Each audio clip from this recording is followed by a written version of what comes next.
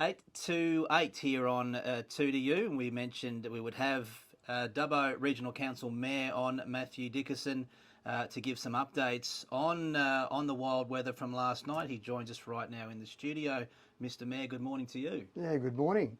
Interesting night. It certainly is. How did you fare? Well, we were actually in a council meeting last night, and we do have council meetings in Wellington on a regular basis. So last night happened to be in Wellington.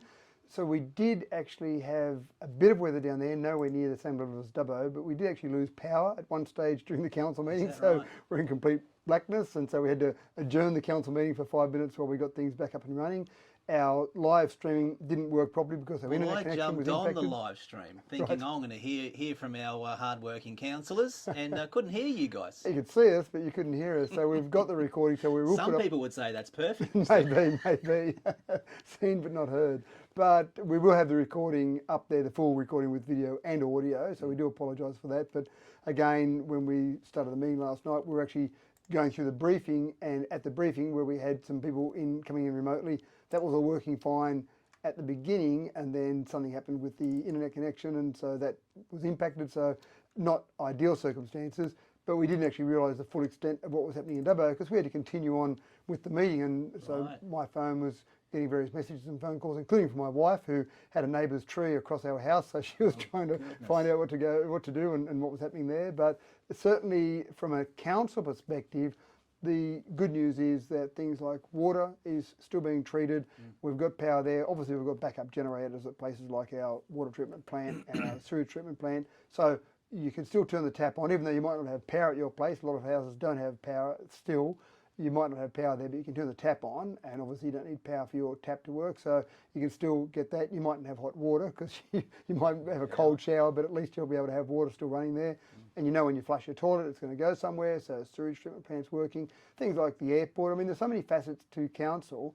There's always so many different things to consider, but if you were flying this morning, for example, everything was working as per normal, or the airport services working, security screening services are working as per normal. So council functions at this stage all seem to be operational. Power is at our main building, so if people need to go and see council today, council officers, that sort of thing, then that's still all operational. And really our job from a cleaner perspective is just checking our infrastructure, making sure that our drains, that type of thing, are all operational. SES, the last report I heard last night, they'd received some 250 phone calls. So, and one of the things that I do reflect on at this time, Matt, is that if you're going to have an emergency, if you're going to have a disaster, then doing it in this region, in this area, where we have got so many great organisations like the SES that you can actually rely on for help, then it's actually quite comforting to know that you've got lots of people out there willing to help. Yes, here. It's as you alluded to, at 7 p.m. last night. This is from Essential Energy. 14,000 homes and businesses were without power.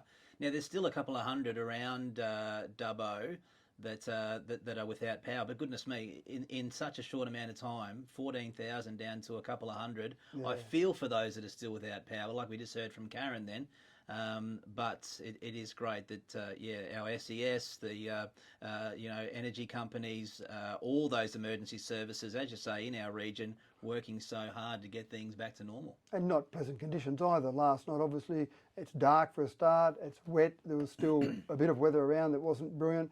And you've got these crews out there trying to restore power to people, and as well as look at other things as well. So one of the things that we found with some of our drainage, for example, is that you had a lot of debris going down the drain, so obviously a lot of tree material, but then the ice, you don't normally think of ice as blocking a drain because it's water, it's going to melt, but when there was so much hail there, that actually was blocking some of our drains. So we did get some people who had some water going through their house, unfortunately, because of that backing up of water down the drains where it just couldn't get away.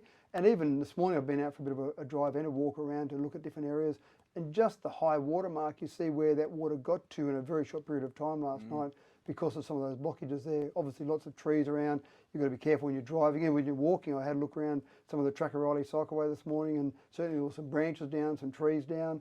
So you've just got to be careful everywhere you go at the moment, just to make sure you're not running into something. And in regards to the clean-up, perhaps people want to help out. I saw one handyman that put a call out and said if there's any elderly people in the region that need a hand today, he was happy to help.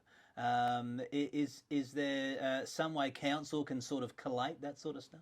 Yeah, I'm not aware of anything at this stage to see how that collation would work. It would probably be more via the SES, but I will check that to see if there's any other way you can do it through council. But most people in these situations know where to call, and so most people have been calling the SES for some of that clean-up work. And even last night we had a private contractor come around to try and do some clean-up work, and he was obviously out there helping SES and doing what they could, because there's only so many people in the SES, and even the fire brigade I saw out there last night.